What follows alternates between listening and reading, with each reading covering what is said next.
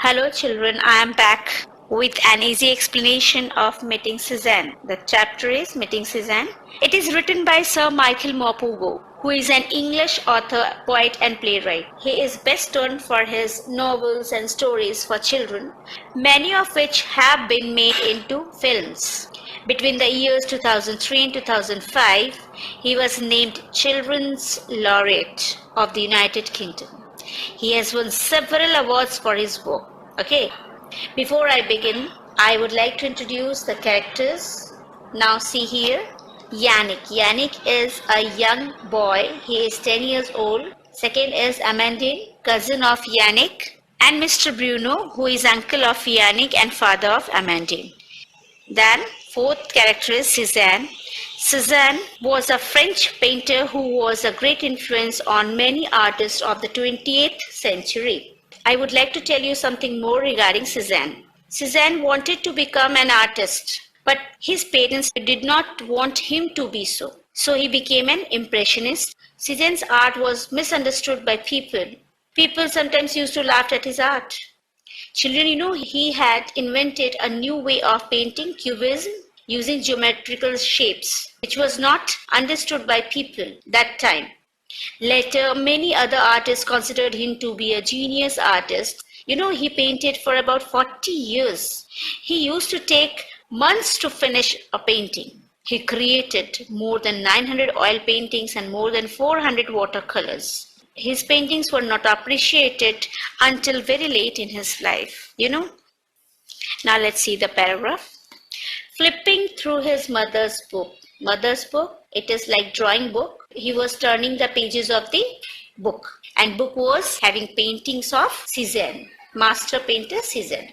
Yannick liked the paintings very much because paintings were very beautiful. It was the painting from Provence. Provence is a region in southeastern France famous for its scenery. Okay, so see, flipping through his mother's book, a young boy named Yannick admires the beauty of the countryside of Provence, as painted by master painter Cézanne. Fine. One summer, he gets the chance to go and spend time with his uncle's family who lived there. Now, I would like to tell you that Yannick's mother was not keeping well. She was not keeping well. She went through some operation, and she was not able to take care of Yannick, his son.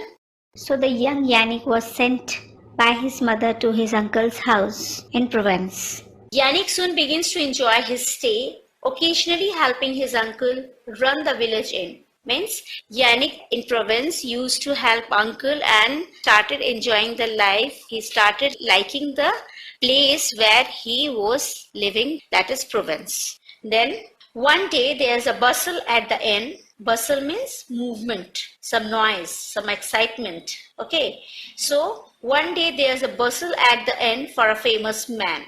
The inn's best customer comes visiting. Who is this man and why is there such a fuss about his visit? Okay, so that time, because of bustle, Yannick simply understood that somebody is coming, some special guest or some special person is going to come to visit in, but he didn't know about the fact of that person, what is special in that person. Fine. Now see the first paragraph. That evening, my cousin Amandine told me I had to do everything properly because their best customer was coming to dine with some friends. He lived in the chateau in the village, she said, and was very famous. When I asked what he was famous for, she didn't reply. It means that evening, means the very same day in the evening, Amandine told Yannick that whatever work being assigned to Yannick to clean up the thing and all, should be done very properly without any mistakes. Why? Because some special person was going to dine with some friends. So he should be very careful while doing work. But when Yannick inquired about the person, Amandine did not say anything. Questions, always question, she tutored. Go and fetch the logs. It means that Amandine tried to avoid Yannick asking questions. Okay, now third, whoever he was, he looked like an ordinary man without much hair. The man who was told that he was special for the inn seems to be very simple man, ordinary man, means nothing special was there in his face or in his attire. He was having very less hair on his head. But I felt very pleased when the famous man ate one of my creme brulee. Creme brulee, it is a French dessert consisting of custard and topped with a layer of sugar, was made by Yannick for himself, which was served to that person, and he liked it very much. Because of this reason, Yannick felt very pleased. Fine. Now see, after the man and his guest left, we began to clear the table. Now, as duty being assigned, when these people leave the inn after the dinner, it was Yannick's and the staff's duty to clean up the place. So they started doing their job, and same time Yannick also did the same sort of work. See, I pulled. Who pulled? Yannick pulled.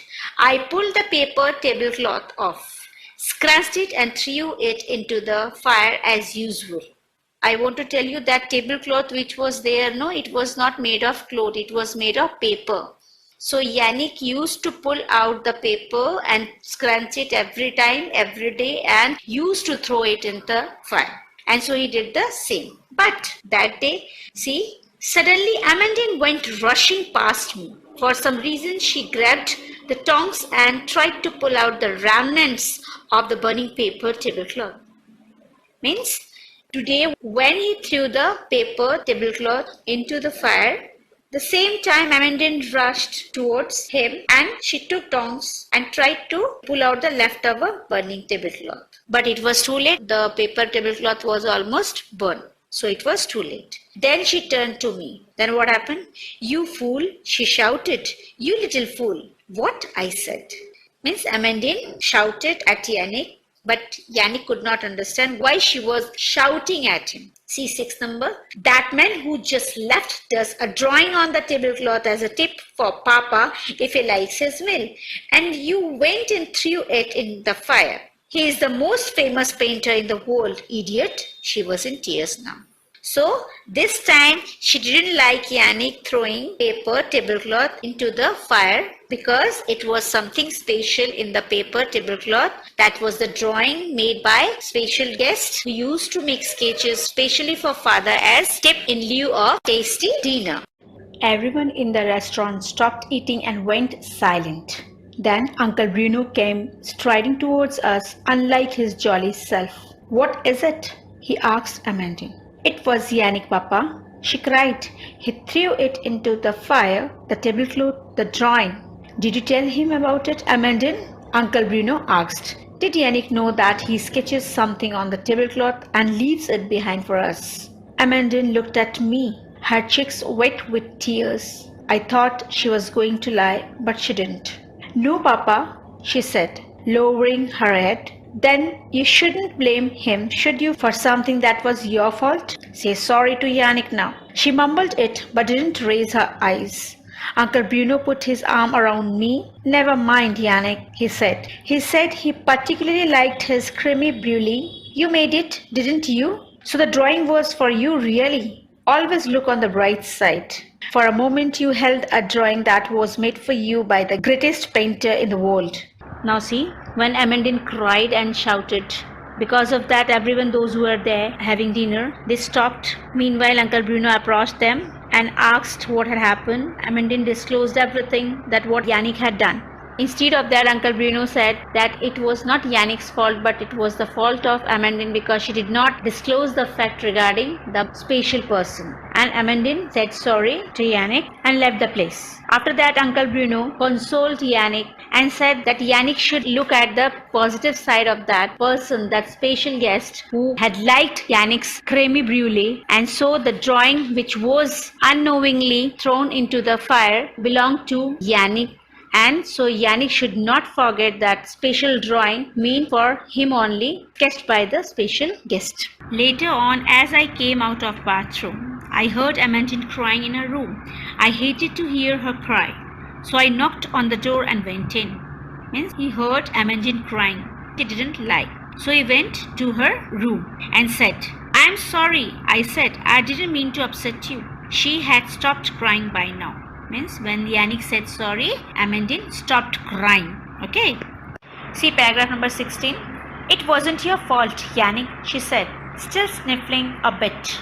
It's just that I hate it when Papa's cross with me. He hardly ever is, only when I have done something really bad. I shouldn't have blamed you. I'm sorry. Then she smiled at me. What does it mean that? It means that she told that she was not crying because of Yannick. Actually, she was crying. Why? Because her father got angry on her because of her act. Father hardly used to scold her. That's why she was crying. Now see 80 number. I lay awake all night, my mind racing. Somehow I was going to make it all right again and make Amandine happy. Soon I had worked out exactly what and how to do it, even what I was going to say when the time came. Now what does it mean? See, whole night Yannick kept thinking and thinking and thinking. Then he sketched out a plan, what he will do and how he will execute it. So he sketched out whatever he will do next day. Okay, now see 19. Next morning I did not go for my walk in the hills, but made my way down through the village towards the chateau. Means he used to go for morning walk every morning, but that day, the very next day in the morning, he left home and he did not go for walking in the hills, but he made his way towards the chateau. Now see, I waited till there was no one about. I climbed the gates easily enough and then ran down through the trees. Then surrounded by the vast and threatening forest on all sides. Means the chateau was surrounded by the trees like forests from all sides. It looked like threatening forests. Okay, they are surrounded by the vast and threatening forest on all sides and was the old man with very little hair who had come to the inn. He was sitting alone on the steps in the sunshine and sketching. I approached as silently as I could, but somehow I must have disturbed him. Okay, so through the threatening forest and all, he passed and he approached the old man anyhow. He did not want to disturb him, but the old man anyhow, he got to know that somebody had approached him. Now see, he looked up, shading his eyes. Shading his eyes, why? Because of sunlight. He looked up, shading his eyes against the sun. Okay, hello young man, he said, now that I was this close to him. Now, what does it mean? See here. Now that I was this close to him, and who was close to him? Yannick was close to him. Him is that person, Picasso. Okay. Now that I was this close to him, I could see he was indeed very old. Means now they are face to face. They are very close, Yannick and the person, and he found that his eyes were young, bright, and searching. Okay. Means very inquisitive eyes. Now see. Are you Monsieur Cézanne, the famous painter? I asked. Now see, because Yannick only knew a person, a famous painter named Cézanne, about whom his mother had told him. So he didn't know anybody else.